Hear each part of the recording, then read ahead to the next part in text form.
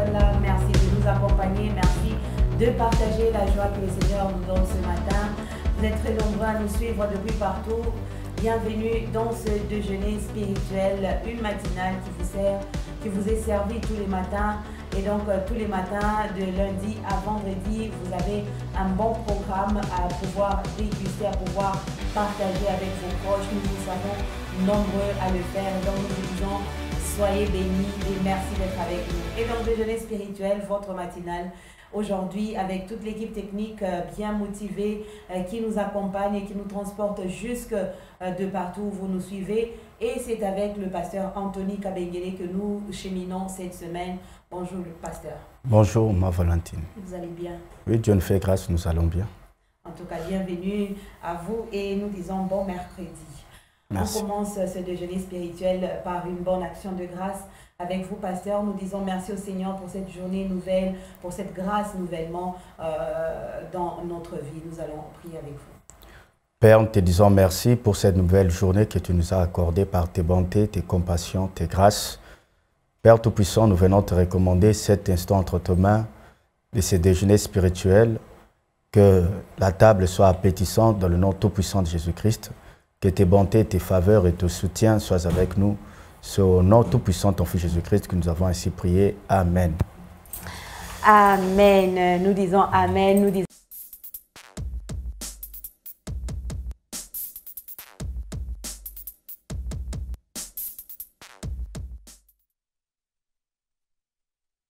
alors, l'expression du jour, c'est une nouvelle expression pour certains, peut-être d'autres l'utilisent déjà. Donner du mou. Donner du mou, mou sans rien, hein? M-O-U, donner du mou, qui veut dire donner plus de liberté, relâcher la tension, donner du mou, donner plus de liberté, relâcher la tension. Hein? Ce n'est pas relâcher de tension, mais relâcher la tension. Alors, donner du mou, pasteur. C'est comme j'appelle le français des Français ou c'est un français courant qui peut être utilisé normalement? Bon, je ne suis pas français. Bon, ouais, c'est un français qui peut être utilisé normalement. Donner du mot, c'est donner plus de liberté. Relâcher la tension. Je pense que c'est la tension artérielle. Ou... Relâcher la tension comme une attitude de crispation. Vous êtes trop strict sur certaines choses. C'est un conseil que nous pouvons parler. Vous savez, ce matin, vous êtes responsable d'entreprise, vous êtes responsable de personnel, vous êtes quelque part avec des charges, des responsabilités. Donnez un peu d'humour à vos travailleurs, n'est-ce pas? Donnez un peu d'humour, laissez les gens quand même se détendre, à l'aise. Vous savez, il y a des gens qui sont toujours méchants, même là où il ne faut pas être. Hein, oui. Hein, pour qu'on sente que... être sérieux. Non, c'est pour qu'on sente qu'ils sont sérieux, ils sont autoritaires, ils sont chefs. Alors, ils veulent à tout prix qu'on sente cela. Alors, mais maintenant, vous savez, on colle même des petits noms. Hein. Oui. Tu es un chef, mais on t'a déjà collé un nom, tu ne sais pas. Vieux Rambo. Vieux Rambo. Hein, non? Vieux Rambo. Jack Bauer. Quand tu passes là, oulé. Ouais, on te surnomme. Pourquoi? Parce que tu ne donnes pas d'humour à ceux qui sont tout autour de toi. Même les enfants à la maison. Hein? Vous savez, papa arrive, on l'appelle évitant. Vous savez, quand papa n'est pas là, les enfants sont calmes à la maison. Mais quand ils sentent pim pim, ou bien papa arrive à la maison, là, les enfants deviennent sérieux. Hein? Ils ne sont pas sérieux, mais ils sont crispés. Oui. Hein? Donner un peu d'humour aux enfants. Vous savez, ce n'est pas parce que soi-même, on a vécu dans un environnement où on a été en prison, crispé. On veut se venger sur les mais enfants. maintenant, on veut se venger sur les autres, n'est-ce pas? On veut se venger sur les autres. Non, non. Ça donne aussi la bonne santé. Hein? Et donc, c'est vrai ce qu'on dit. Quelqu'un qui a beaucoup souffert voudra un peu plus faire souffrir aussi les autres pour dire que vous avez la facilité. Et vous allez voir si c'est un chef, il fait ça exprès pour coincer les autres. Pas nécessairement, ça dépend du cœur. Il y a d'autres qui ont souffert et qui ne veulent pas voir les autres souffrir. Mais il y a d'autres qui ont souffert et qui veulent se venger. N'est-ce pas? Oui. Ils veulent maintenant se venger sur les autres en disant il faut que les autres ressentent ce que j'ai senti. Ça, ce sont des gens, des personnes qu'il faut changer. Ils doivent changer leur attitude. Mais nous devons, des fois dans nos vies, donner un peu d'humour. Hein, donner un peu d'humour, un peu de liberté, que ce soit au travail, même à l'église. Hein. Vous savez, il y a une réunion de département, vous êtes responsable aussi. Laissez un peu les gens respirer un peu. Vous pouvez vous mettre, vous les regardez, tant qu'ils ne pêchent pas, mais qu'ils se détendent un peu. Hein. Il faut un peu de... Hein, qu'ils se détendent un peu de liberté. Cela ne te diminue en rien. Oui. Hein? Parce que les gens pensent que quand quelqu'un a un peu de liberté, cela diminue son autorité. Non, non, non, non. Ça se passe aussi aujourd'hui au milieu des peuples de Dieu, oui. Surtout les bergers, les dirigeants des églises, je peux dire, qui pensent que si je laisse un peu de liberté à ceux qui viennent après moi, aux assistants qui sont avec moi, ils peuvent peut-être prendre ma place. C'est souvent pour les gens qui dirigent, même dans les entreprises et tout ça. Mais ce qui est déplorable aujourd'hui, c'est que ça se passe même au milieu des enfants de Dieu. Je lui laisse un peu de liberté, un peu de mou, il risque de me prendre la place, il risque de Robetanga Kapampou. Donc, est-ce que c'est quelque chose, on va dire que c'est de la prudence ou on va dire que c'est de la mauvaise foi? Bon, c'est un problème qui est un peu complexe parce que ça nous demande aussi, c'est un problème qui demande aussi la confiance. Vous savez, on ne peut pas avoir totalement confiance à une personne. Judas n'a jamais été loin, il a été toujours plus proche. Mais on ne peut pas aussi éviter ce genre de personnes. Mais que cela ne nous empêche pas à donner un peu de liberté. Donner un peu de liberté ne suffit pas libertinage. Parce que souvent aussi, on ne veut pas donner la liberté à certaines personnes parce qu'eux ne comprennent pas que c'est pour leur bien. Oui. Ils font de cette liberté le libertinage. Ils commencent à faire, non, non. Lorsqu'on vous donne un peu d'humour, respectez cela. Oui. Respectez cela. Et on vous donne un peu d'humour, de liberté. Et c'est un peu que cette liberté-là ne puisse pas nuire à la personne qui vous a donné. Hein? Que la liberté ne nuise pas à la personne qui vous a donné cette liberté. Avec l'exemple que vous avez donné, c'est un peu ça. C'est aussi un problème de confiance, tellement qu'on a entendu, tellement qu'on a aussi parfois expérimenté certaines choses. On ne veut pas donner aussi un peu de mou. Oui. Hein, si nous voulons garder l'expression. Oui. On ne veut pas donner un peu de mou parce qu'on ne sait pas qu'est-ce qui viendra après. C'est cet espace de liberté que nous aimons. Mais nous pouvons nous appeler à pouvoir plus parler. Hein? Pouvoir plus parler et faire comprendre. C'est les dialogues aussi. Hein? Donc on dit le cœur de l'homme est mauvais. Oui, nous devons aussi dialoguer. Hein? Dialoguer des fois avec sagesse. Quand on donne un peu de liberté, il faut... J'étais un petit pic pour dire ce n'est pas pour le libertinage. Oui, et donc la liberté n'appelle pas le libertinage. Et en tant qu'enfant de Dieu, on a aussi cette largesse dans certaines choses, on a de la confiance à accorder, mais quand aussi en tant qu'enfant de Dieu, la confiance nous a été accordée, on n'en abuse pas, on n'en profite pas quand on nous donne la main pour prendre le bras. Hein, on nous a fait confiance, on nous a donné des responsabilités, on nous a laissé faire des choses que seuls les responsables pouvaient faire. C'est par confiance et peut-être par amour aussi, parce qu'on ne peut pas te donner une responsabilité quand on ne t'aime pas. Quelqu'un qui n'est pas aimé, on ne le responsabilise même pas. Mais ce n'est pas quelque chose qui va se présenter comme une faiblesse pour celui qui nous a fait confiance. On doit continuer à se comporter comme des enfants de Dieu. J'aimerais un peu parler aux parents. Vous savez, nous les Africains, souvent les parents n'ont pas cette relation d'amitié avec les enfants. Oui. Il y a beaucoup de tabous. Pourquoi? Parce qu'on crie trop sur les enfants. Hein? On crie trop. Je sais que la Bible, moi je suis parmi ceux qui conseillent aussi d'un peu de fouet parce que la parole de Dieu nous demande un peu de fouet. Il n'y a rien dans ça. Parce qu'il y a des gens, moi je ne tape jamais les enfants. C'est comme si c'est la gloire. Hein? Moi je ne tape jamais les enfants. J'ai entendu quelqu'un dire ça. C'est comme, et pas comme si c'était la gloire. Oui, non, non. Bien. Si Dieu lui-même a dit un peu de fouet, toi tu es qui pour dire je ne tape pas? Et tu es plus sage que Dieu. Non. Nous voulons dire que nous devons quand même laisser un peu de liberté aux enfants. Deux fois, nous pouvons être à la maison. Ils crient, qu'on les laisse, c'est chez eux. Ils n'iront jamais aller crier chez les enfants. Ça. Et quand ils crient là, ils savent aussi que papa et maman sont là. Mais quand même, ils crient. Mais ils savent. Mais ils savent que même si nous crions quand même, on peut quand même lâcher nos cris. Limite, on n'est pas... Ils savent. Ils savent aussi. Ne pensons pas que les enfants sont toujours bêtes. Non, non. Parce que donnons aussi un peu de liberté. Hein, des fois, on les laisse un peu crier. Parce qu'on a qu'eux qui peuvent crier. Oui. Hein, ils crient un peu, ils crient, ils courent un peu. Ouais, on a Kimbi. Non. Là, vous allez voir, les enfants seront crispés, ils n'ont pas assez de liberté. Et même mentalement, psychologiquement, ils auront des problèmes. Oui. Lorsqu'on donne un peu d'humour, ça donne aussi, ça déstresse. Oui. Ça donne un peu de l'équilibre mental sur le plan psychologique. Hein, donnant un peu d'humour à nos enfants, ne seront pas toujours papa Makari. Oui. Hein, maman, maman, non.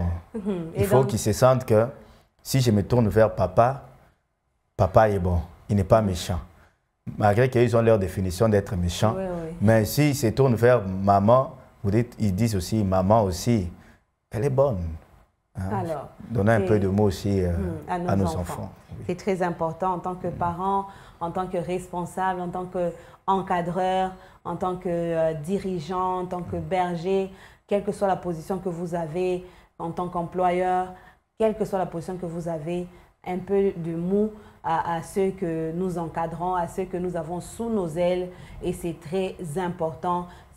Ça nous fait gagner aussi de la confiance et ça augmente un peu l'amour et l'intimité avec les personnes avec qui nous partageons cette intimité, ce temps et ce moment. Et donc, c'est très important de donner d'humour. Donc, donner d'humour, c'est donner plus de liberté, un peu plus de liberté, relâcher un peu la tension, ne pas être trop coincé, trop crispé. Il y a des chefs comme ça, des responsables comme ça. Il est tellement coincé que les gens ne peuvent même pas lui dire que pardon chef, vous vous êtes sali derrière. Donc c'est tellement compliqué avec lui qu'il ne peut pas se laisser distraire ou partager même une minute avec son subalterne. Ce n'est pas du tout bien. Et entre enfants de Dieu aujourd'hui, ça se passe. Un enfant de Dieu qui est responsable d'une entreprise, mais qui est tellement coincé qu'il pense que c'est ça l'autorité. Non, mais il est conseillé de relâcher un peu la tension, de donner un peu de liberté aux autres, et qui veut dire donner d'humour. Voilà, c'est l'expression du jour qui nous emmène au pain du jour. Un très bon pain que nous avons commencé à partager depuis le lundi. Vous le savez peut-être ou vous ne le savez pas parce que vous venez de nous rejoindre depuis le lundi, vous n'êtes pas avec nous. On parle de la marche avec Je suis. Comment est-ce que nous devons nous comporter? Comment est-ce que nous devons, quelle importance nous devons accorder à cette marche? Et comment Dieu veut que nous marchions avec lui? Comment est-ce que Jésus attend que nous marchions avec lui? Est-ce qu'on est seulement dans la foule ou on est parmi ceux-là qui viennent dans l'intimité avec le Seigneur, qui viennent pour soi, celui qui vient pour soi et celui qui bénéficie encore plus dans la marche avec Je suis. Alors, on va découvrir ce troisième morceau de pain pour aujourd'hui. Le pasteur Guiamani nous a été celui qui nous a servi le pain du jour. Et donc, nous vous disons bon appétit et nous partageons.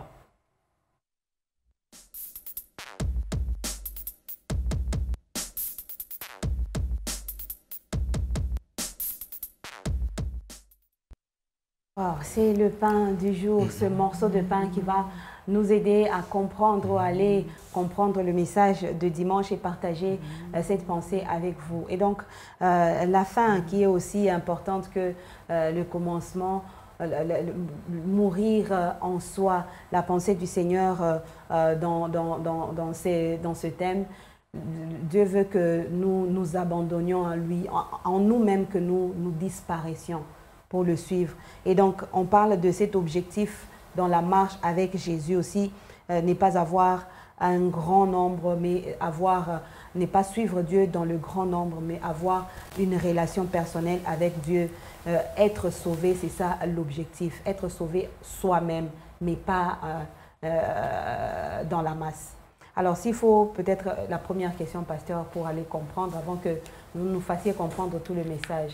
Est-ce que ici, tout de suite, Josué n'avait pas raison? Est-ce qu'on peut dire qu'il n'avait pas raison de dire « Moi et ma maison, nous servirons le Seigneur » parce que là, c'est la masse. Mais pourtant, ici, on nous parle de la marche avec Christ qui doit être faite individuellement. Il pouvait dire « Si vous tous, vous refusez de servir, moi-même, je servirai. » Pourquoi il a joint à son service sa famille? Josué avait raison. Pourquoi il a joint à son service sa famille? Mais c'est parce que Josué comprenait quelle était d'abord la pensée et la vision de Dieu pour son peuple. lui, il avait compris et son souhait était aussi que sa famille puisse comprendre. Je suis sauvé pour que les autres qui ne sont pas sauvés soient sauvés. Comme Josué comprenait la quintessence de la mission qui lui a été donnée, la quintessence de la loi que Moïse les avait donnée à mettre en pratique, il ne pouvait que aussi rechercher que sa propre famille puisse aussi marcher selon la volonté de Dieu et servir Dieu.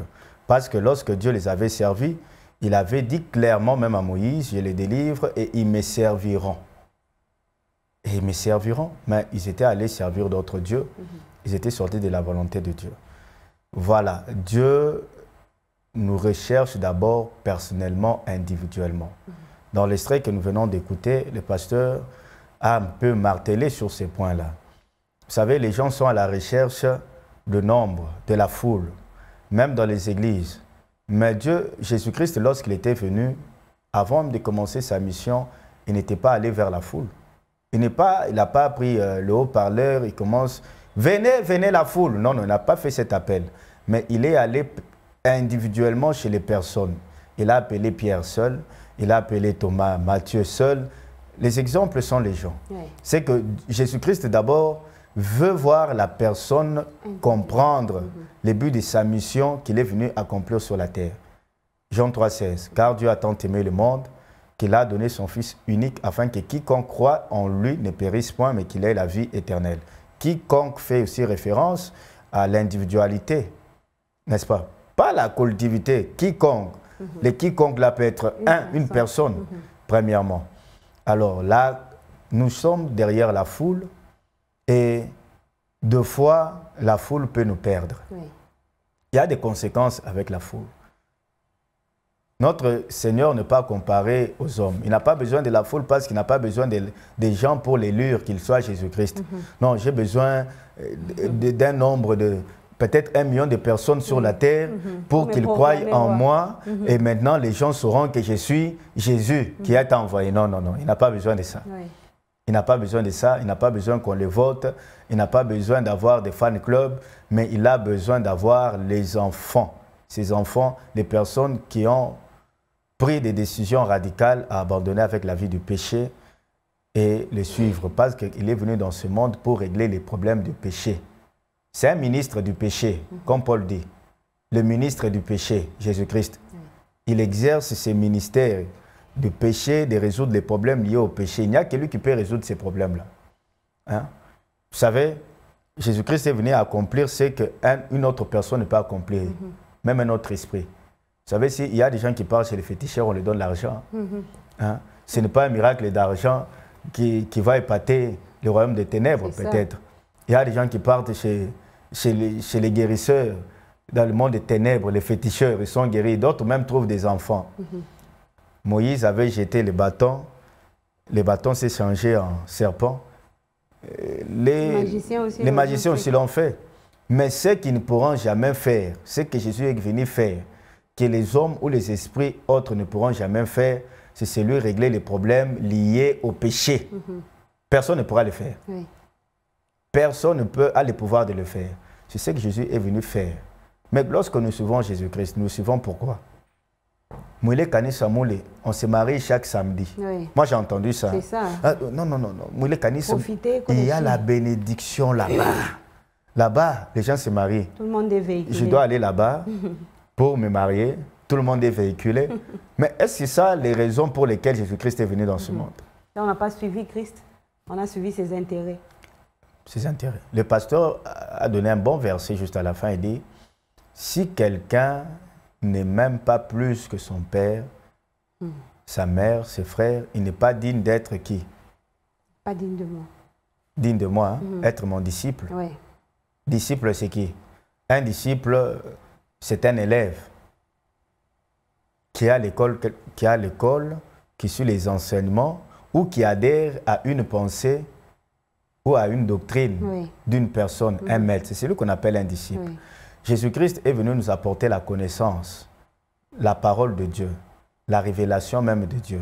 C'est ça la vie même éternelle, te connaître toi qui es Dieu et celui que tu as envoyé. Mais si quelqu'un aime son Père plus que Jésus-Christ, le salut n'aura jamais de sens dans sa vie ni de valeur. Parce que la Bible nous dit, je donne cet exemple, qu'il est venu nous délivrer de la vaine manière que nous avons hérité de qui? Du diable. De nos pères. Oui. Il est venu nous délivrer de la vaine manière que nous avons hérité de nos pères. Quelle manière de vivre? Des connaissances, hein? Des coutumes. Dans ces coutumes, il y a beaucoup de choses. Il y a aussi du tribalisme dedans. Moi, je suis voyez un peu des choses pareilles. Mais maintenant, si ce sont tes parents que tu as aimé plus, et un disciple est appelé à être un élève pour suivre les enseignements. Tu vas suivre les enseignements de Jésus. Ça sera compliqué. Vous voyez, c'est comme quelqu'un qui n'aime pas son prof de physique ou d'anglais. Il ne va jamais réussir. Il ne va jamais réussir. Nous avons expérimenté cela. Moi, je n'aime pas le physique. Et on a vu qu'on avait des échecs en physique. Pourquoi? Parce que le professeur de physique, il nous embêtait un peu. Hein, des mathématiques, les intégrales, ça nous embêtait. Bon, alors, si on n'aime pas le maître, il sera aussi difficile de suivre ses enseignements. Si quelqu'un ne m'aime pas plus que, et s'il ne s'acharge pas de sa croix, vous voyez déjà, Jésus ne regarde pas la foule. Jésus, lorsqu'il nous regarde, mon frère, ma soeur qui me suit ce matin, Jésus ne regarde pas tous ceux qui sont tout autour de toi, mais te regarde toi d'abord. Amen. Il te regarde toi d'abord parce qu'il sait que la qualité c'est la qualité qui appelle la quantité. C'est la qualité qui appelle la foule. Le pasteur a donné un très bon exemple en disant, mais il y a des gens, par exemple, qui se réunissent, mais n'ont rien à voir avec Dieu. Ils ne sont pas attachés à Jésus, mais ils se réunissent quand même au nom de Jésus. Vous voyez un peu ça. Réunion des prières. Mais quand vous suivez ces gens-là, même dans leur entourage, on vous dira, ni Mama Machimango. Hein, il faut parler aussi en Swahili parce que tout le monde nous suit. Mama Machimango, on le connaît dans les quartiers, que c'est là quand il se réveille. C'est la plus mauvaise. C'est le problème du quartier, c'est celle qui connaît, même ceux qui ne l'intéressent pas. Elle connaît. Vous voyez? Mais elle vient à l'église, elle danse même dans nos chorales. Dans les réunions des mamans, même chez les papas. Il y a même des papas Machimango qui existent. Vous voyez un peu ça? C'est qu'ils n'ont rien à voir avec Dieu, ils ne s'attachent pas à Dieu, mais ils sont là pour avoir les choses que Dieu a, mais pas ce que Dieu est. Or que Jésus-Christ nous est venu pour que nous puissions être ce que Dieu est. Être l'image de Dieu, être la ressemblance de Dieu. Je réitère un peu pour que quelqu'un m'entende ce matin. Dieu n'est pas dans la foule. Dieu te cherche d'abord toi pour que tu sois transformé à travers de toi, pour que maintenant la foule vienne aussi à lui, pour que la foule soit transformée. Amen, amen, amen. Avoir Dieu, hein? Suivre Dieu pour ce qu'il est, pas pour ce qu'il a. Ça, j'ai aimé. Il y en a qui suivent Jésus, qui suivent Dieu pour ce qu'il a. Parce qu'il y a du pain là-bas, parce qu'après, quand on sera fatigué, il va faire un miracle, changer, multiplier le pain, multiplier le poisson. Et on part pour cet intérêt-là. Et quand il aura découvert que c'est vous qui êtes venus, vous êtes venus vers lui juste pour le pain, vous n'aurez plus de place à ses côtés. Maintenant que nous sommes dans la grâce de le suivre, ayons un objectif individuel, pas de masse, parce que là-bas, il y a des prophéties. Là-bas, hein, tout le monde est véhiculé. Il faut qu'on ait parce que Dieu a ma prophétie. Ça, c'est suivre Dieu dans la masse. Et on est en train de suivre Jésus pour quelque chose qu'on n'a même pas compris nous-mêmes. On le suit pour ce qu'il a, pas pour ce qu'il est. Pourtant, il nous appelle à le suivre pour ce qu'il est. Le servir d'abord et l'aimer de toute notre force, de tout notre cœur. On nous a dit ici, mais en nous expliquant, j'ai aimé parce qu'on nous a donné une bonne explication avec une autre version. Haïr son père, sa mère, ses frères, ses sœurs, haïr même sa propre vie. C'est celui-là que Dieu veut. Et on nous a expliqué, cette haine-là, ce n'est pas haine de haine, mais c'est haine d'amour. Donc on parle de l'amour. Si quelqu'un veut vraiment suivre Jésus, il doit aimer Jésus plus que toute autre chose, plus que toute autre personne, plus que son père, plus que sa mère, plus que ses frères et ses sœurs. Et aujourd'hui, on voit que c'est ce qui nous manque.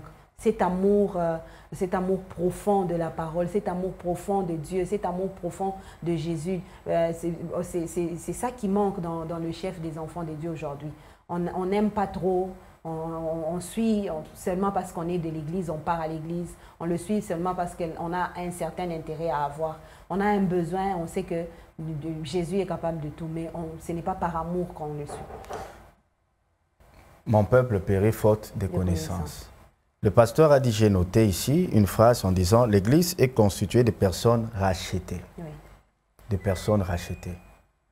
Lorsque Jésus vient dans la vie d'une personne, ou bien lorsque Jésus s'approche de la foule, il veut voir son reflet dans les personnes qui viennent vers lui.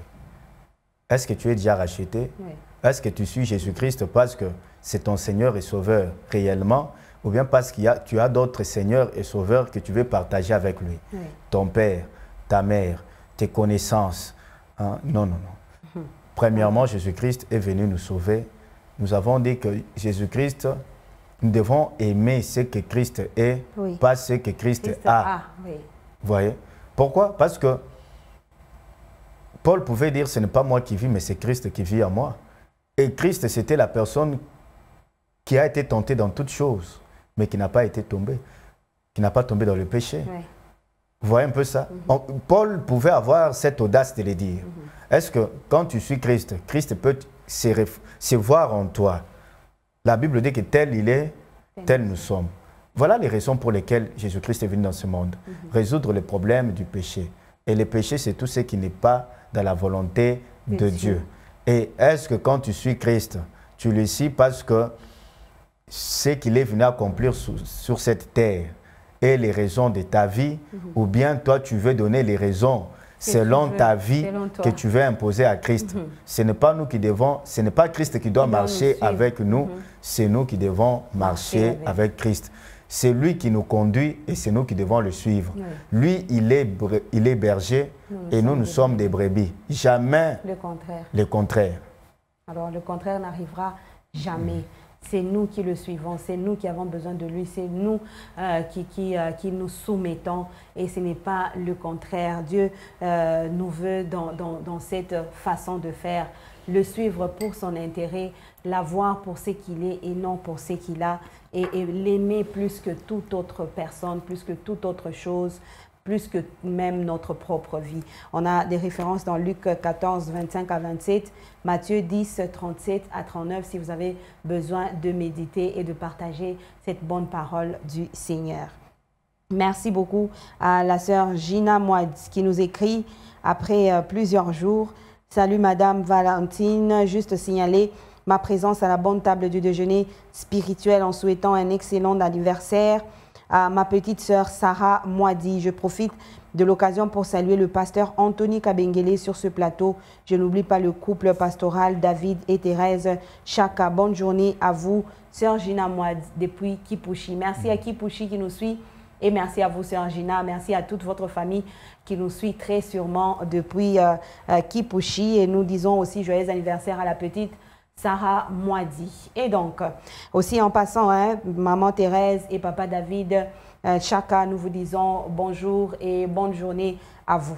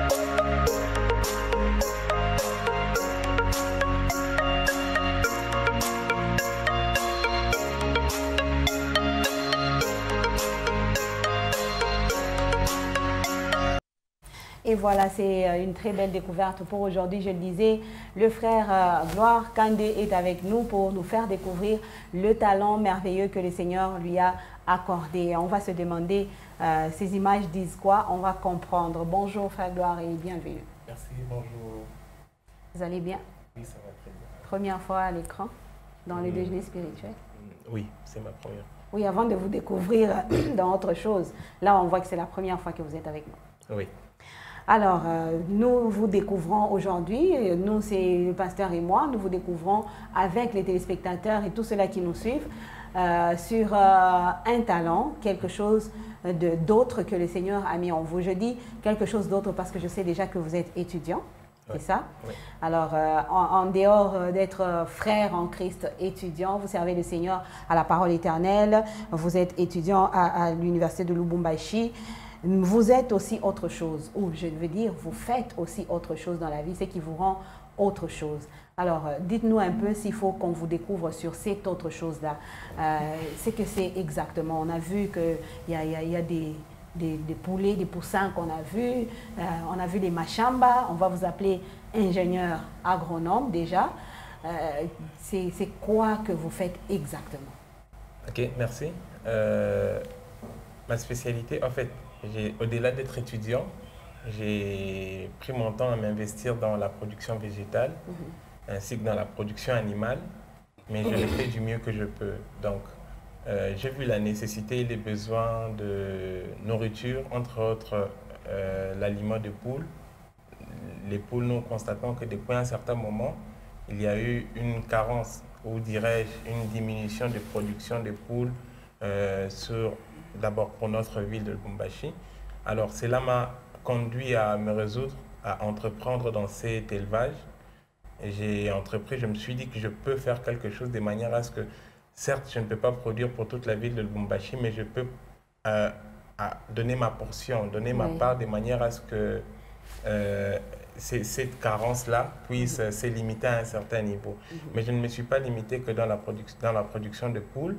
J'ai aussi entamé la production végétale puisque vous constaterez avec moi que pendant la saison sèche, il y a une forte carence des légumes ou soit une hausse des prix des légumes.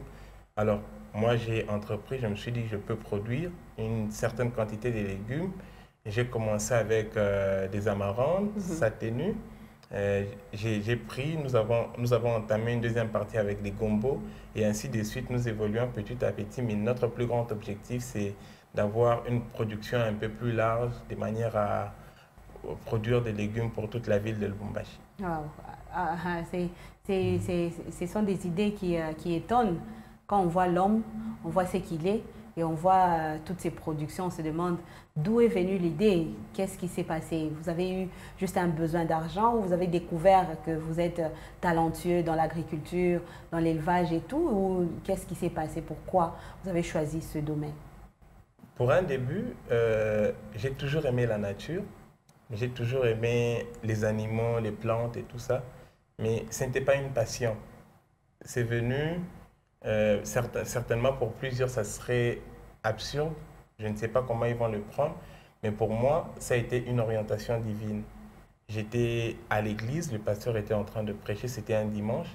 Il avait donné un exemple, il a dit, j'ai quitté la RDC, je suis allé aux États-Unis, et j'ai remarqué qu'il y avait le même sol. Pendant qu'il parlait, lui, il parlait des sols. Moi, dans ma tête, j'ai eu l'image d'une plante de tomates que j'étais en train d'arroser.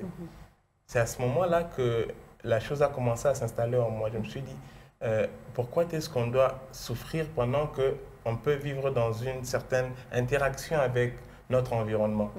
Et c'est par là, je me suis dit que je peux faire des études qui me mettront en bonne relation avec l'environnement, avec tout ce qui nous entoure. Et voilà, c'est par là que je me suis dit, quelle est la faculté que je choisirais?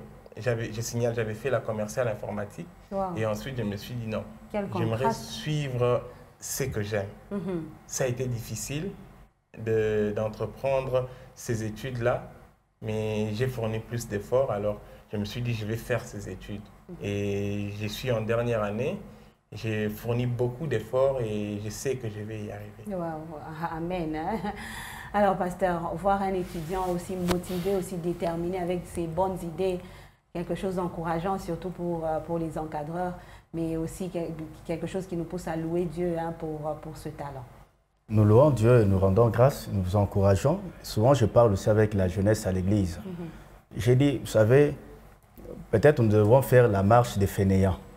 Franchement. Marche des fainéants, vous savez, on accuse le gouvernement, bien sûr, ils ont leur part à faire, mais Dieu nous a donné aussi des talents que nous pouvons exploiter. Mais est-ce que nous exploitons les talents?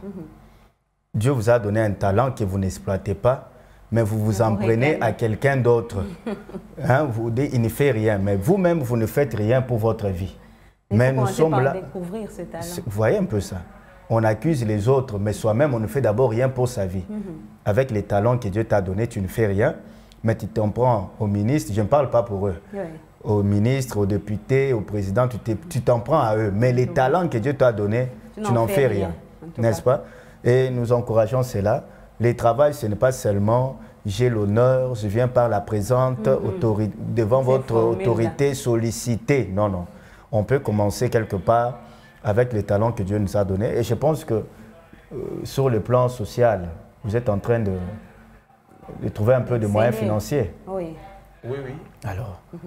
C'est déjà bon. C'est déjà un départ. C'est déjà un départ et nous encourageons que Dieu étende sa main sur ce que vous faites. Amen. Alors, frère Gloire, dites-nous un peu, c'est déjà une petite entreprise, ou je vais dire une grande entreprise.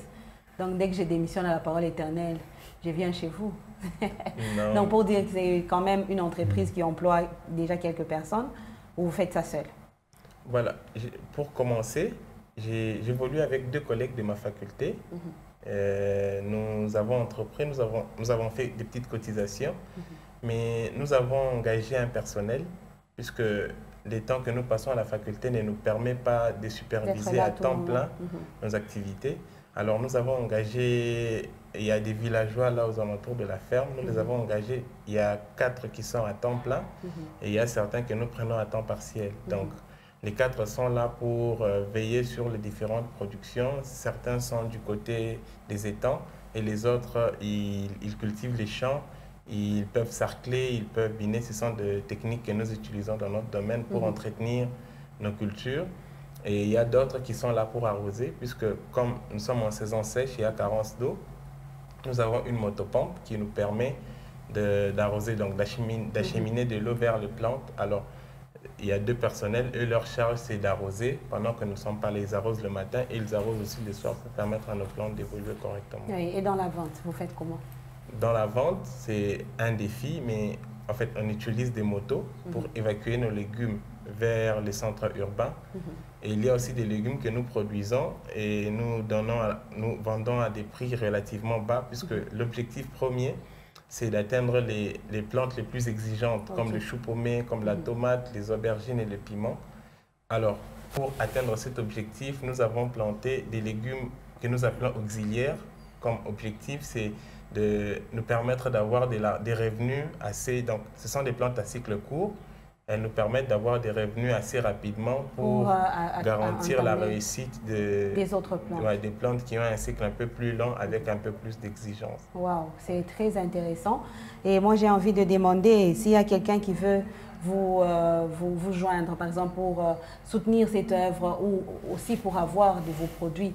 On fait comment? On vient à la parole éternelle ou il y a un numéro, un contact, une adresse? Non, et la parole éternelle, c'est ma maison. Je crois que c'est la seule place où ils peuvent très bien me trouver, puisque j'y suis presque chaque jour. En tout cas, que le Seigneur vous bénisse et vous fortifie. Vous voyez que ce sont des choses que nous avons le devoir d'encourager ces genres de choses et ce talent, que le Seigneur le fructifie encore. On l'a découvert aujourd'hui pour la première fois.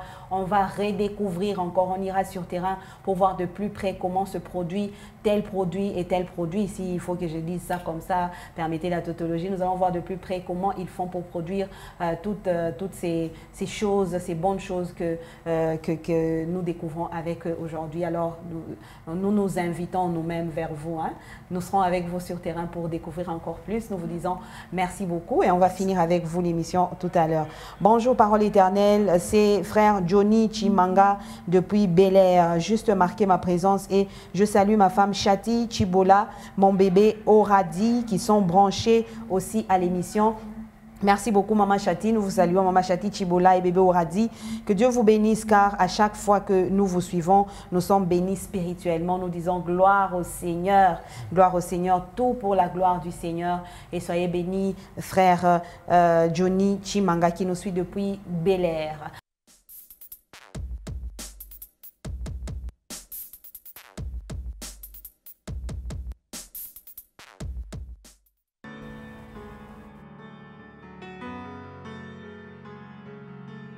Des Chroniques, chapitre 24, verset 2, qui nous dit ceci.